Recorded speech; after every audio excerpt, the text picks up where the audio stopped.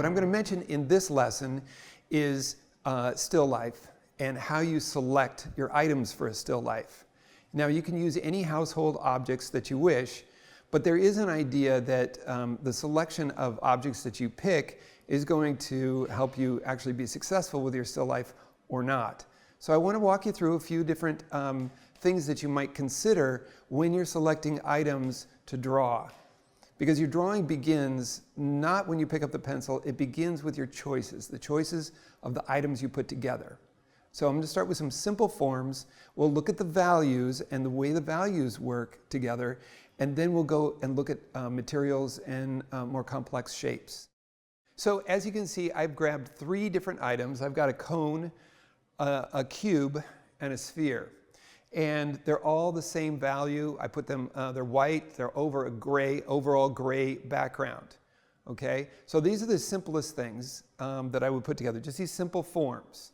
And as you can see, the surface, the values of these surfaces are going to change depending on where I place them and where they're getting caught in light. So there's a few things that I want you to consider when you're selecting your items. The first thing is shape.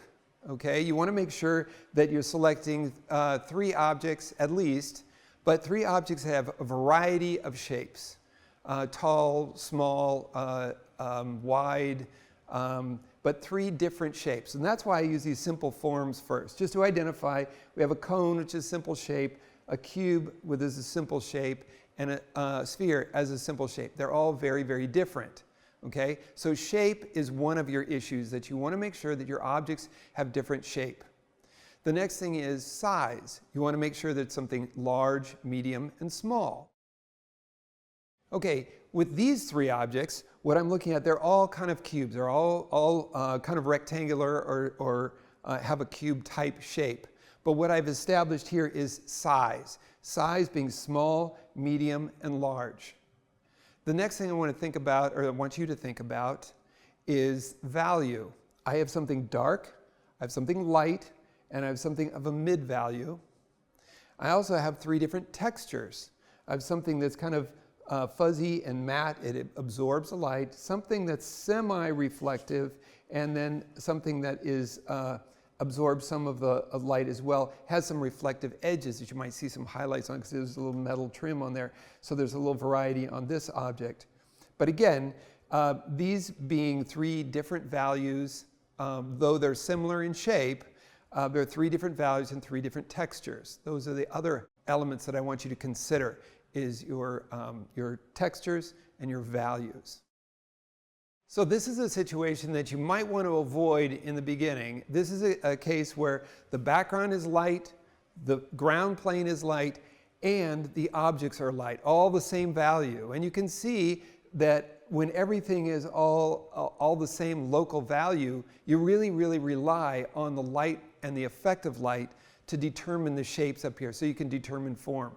So when all of the values or local values are all the same value, it makes it more difficult to actually depict what's going on up here.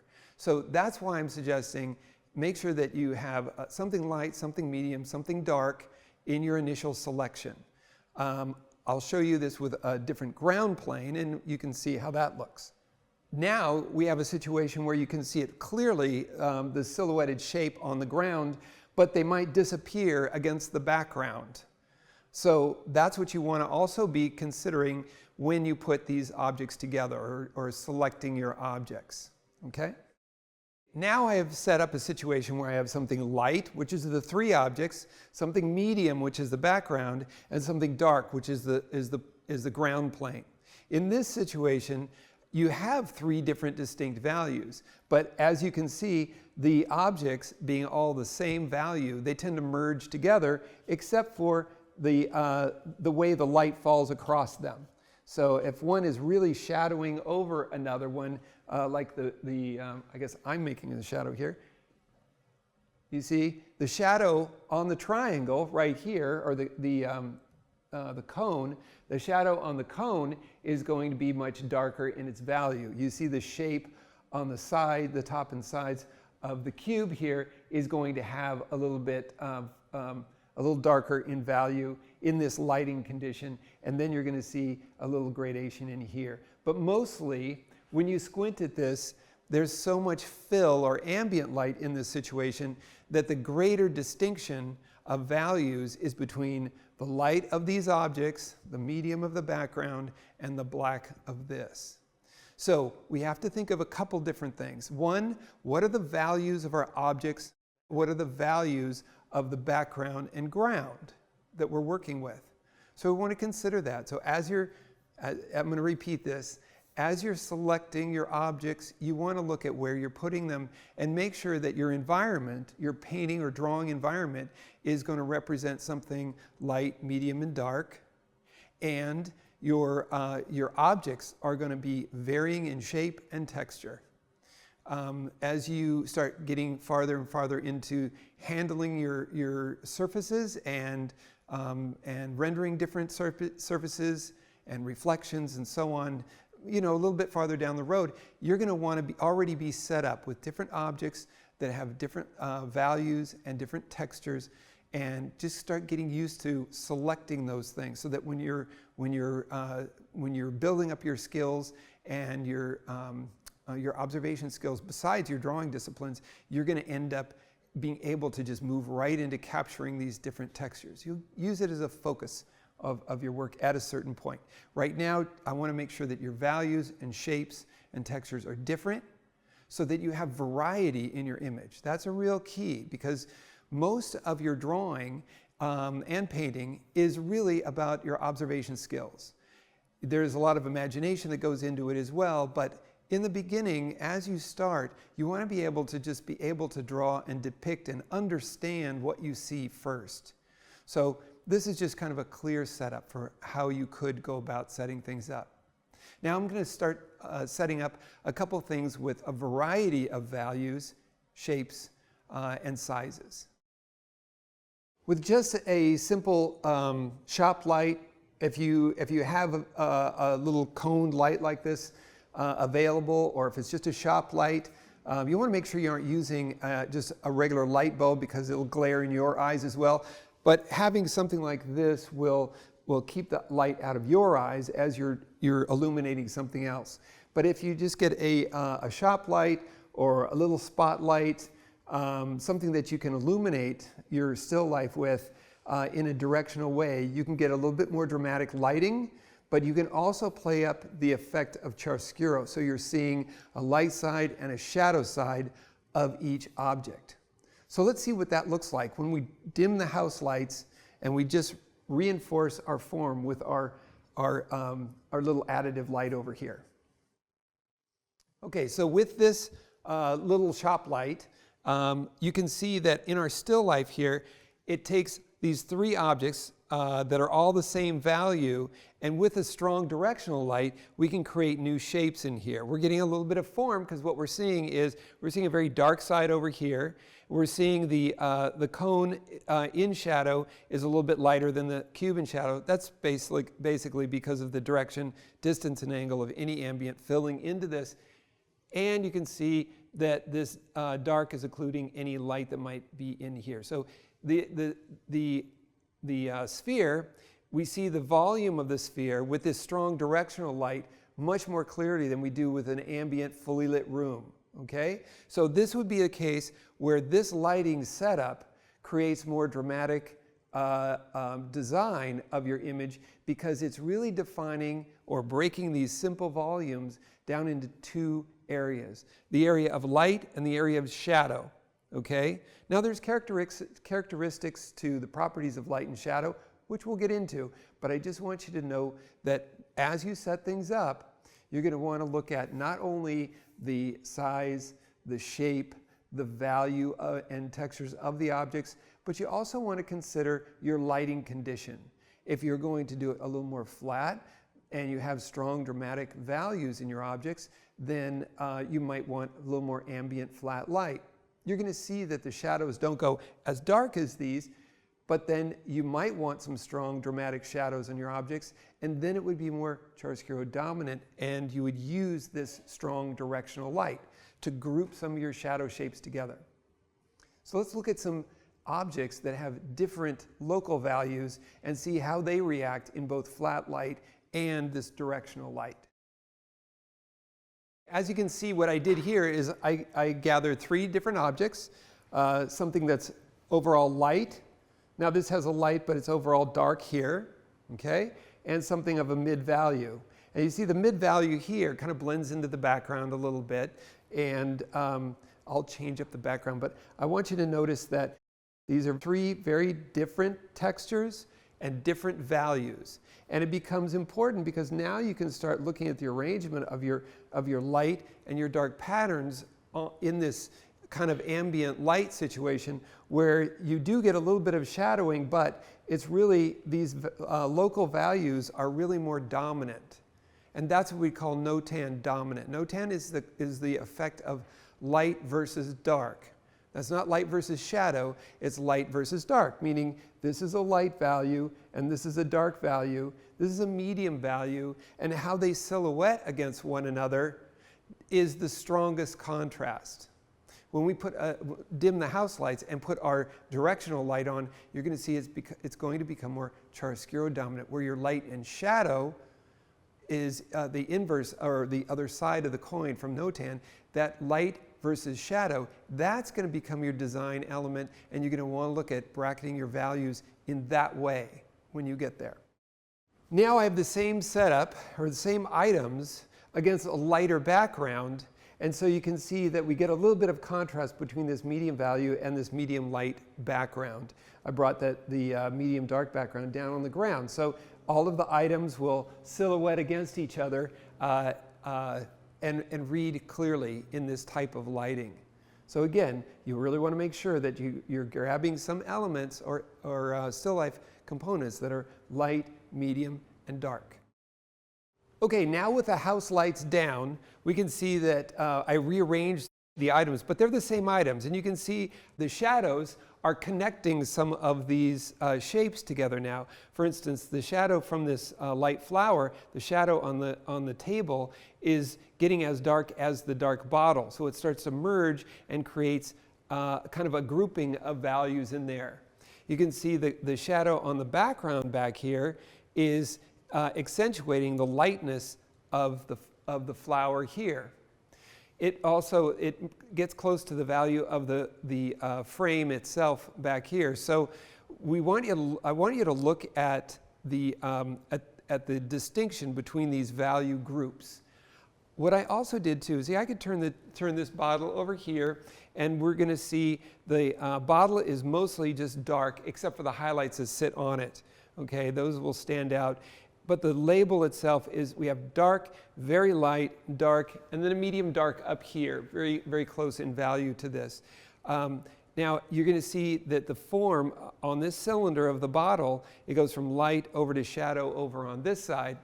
I can create a darker shape by bringing this, the edge of the label in, and now all of a sudden I have a distinction between it goes from the light to the dark of the bottle, and it accentuates this shadow on the frame being a little bit lighter than this. It's still in the same shadow group, but we get a little distinction of value. I'll turn that back just to show you again, and you can see how now it's a little bit lighter than the shadow on the frame, and now it's a little bit darker then. So this is how we're going to be thinking in terms of setting up the arrangements like this. Okay, now I selected 3 objects. They're different size, different shape, but they're close in value.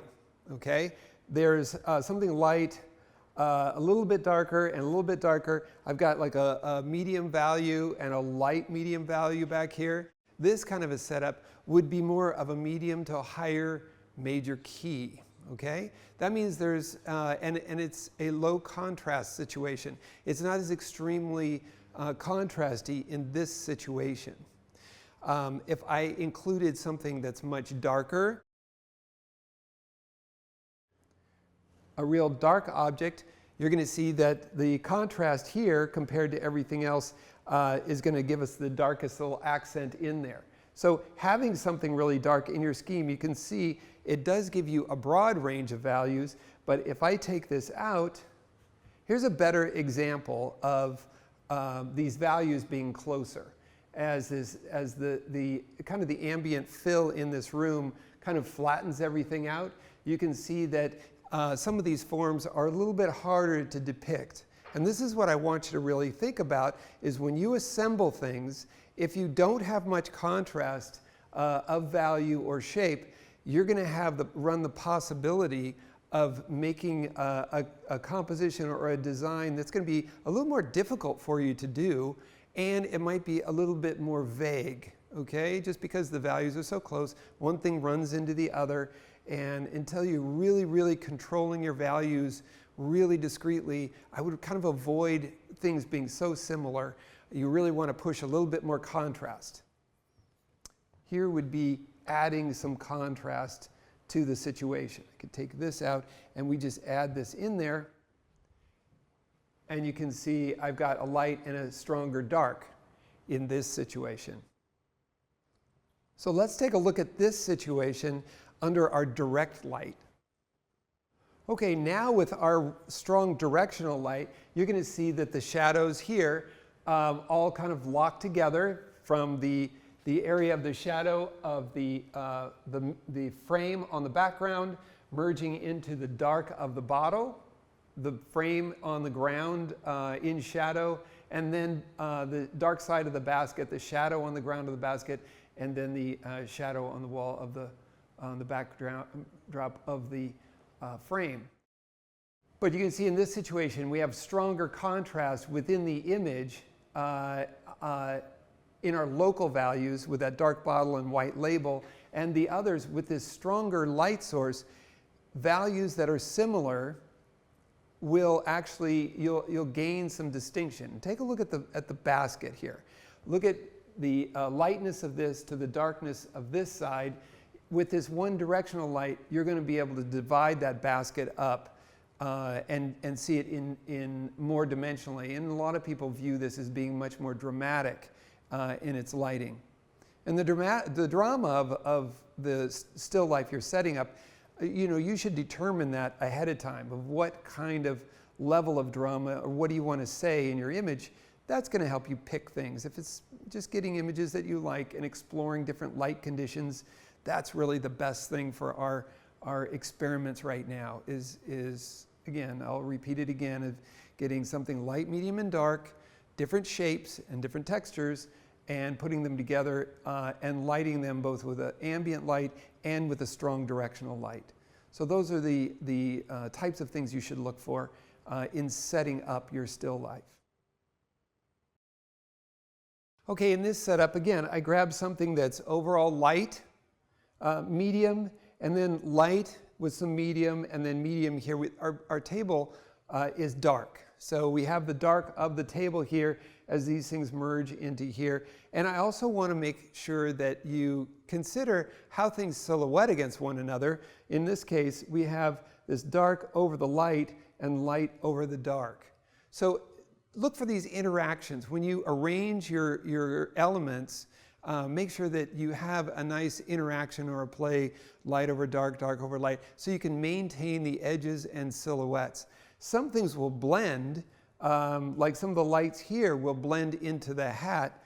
If I pull this over slightly, over in here, for instance, I might be able to move something in here like this, if we get a little medium over here and light into light. Now, with something like this as well, some of this will merge with that. And those passages that you're going to create when they're the same value, elements or values moving from one object to the next at the same value, that's going to create passages. And it's going to allow your eye to move in and through these shapes. Something else to consider when you put a still life together. So I know this is a lot of information about the textures and how things start to work. But just try to just stay focused, just keep real simple items. And again, look for things that are different size, different value. Your backdrop and arrangement there, that has to play into it too. So consider that and look for the shapes and textures The textures here, we don't have anything super shiny up here or anything. We could include something like that. Again, it comes down to the range, whether you have a narrow range of values, a broad range of values, narrow ranges of textures, and a broad range of textures. Something very glossy in here would have strong highlights, be very dark and have strong highlights. But we do get little rim accents and little highlights on some of the areas in this, but our local values and stuff in this ambient light situation are a good example of variation. Let's take a look at it now under our strong directional light. Here we got a situation with this strong directional light, and you're going to see the shadows on the hat over here. It's going to create shapes over there. So the strong directional light is going to give a little bit of variation. It's going to break up the objects into these various groups. You're going to see a shadow down here from the flowers. There's an overlap, and you can see it clearly now that when you have these light flowers in light, they're going to be a little bit lighter than the hat, and then when they're in shadow, they're going to go slightly darker than that brim on the hat. So these little variations are going to look different depending on where you place this light. So I'm going to move the light, and you can see that it will rearrange the design of these shapes, and that's something you want to be aware of. So if I move the light way over here and bring it something like this, let's just say that I'm bringing it up a little bit higher here. If I do that, then we've created a different kind of a lighting scheme. Let me see if I can move that. There we go. I'll move it over here, and I actually take the shadow of the top part of the hat and put it behind the flowers. And you see how the flowers stand out again now? So I can move that around. The back of the hat gets a real hot highlight. I'll move it around to the other side now. And this way we can take the top of the boot and make the top of the boot, the shadow from the top of that boot, blend right in or break into the shape of the hat. If we want to keep that brim of the hat, I'm going to move this light over here and we can keep that shape. So there's some shapes you can control when you have a strong directional light. It's really more about those shadow shapes that you're moving around. You can see as I move this around, it creates a different look for the design. Okay, so we can feature different areas, or we can put things silhouetting against other areas, silhouetting shape against shape in light versus shape in shadow, and so on. There is a lot of value in online art education. We have so much great instruction on NMA that is so easily accessible. Even when I was in school learning to draw and paint, nothing was online. Wherever you are in the world, you can get this instruction. And not only can you watch these lessons that are so valuable and so in-depth and so passionately instructed, but you can watch them again and again and again.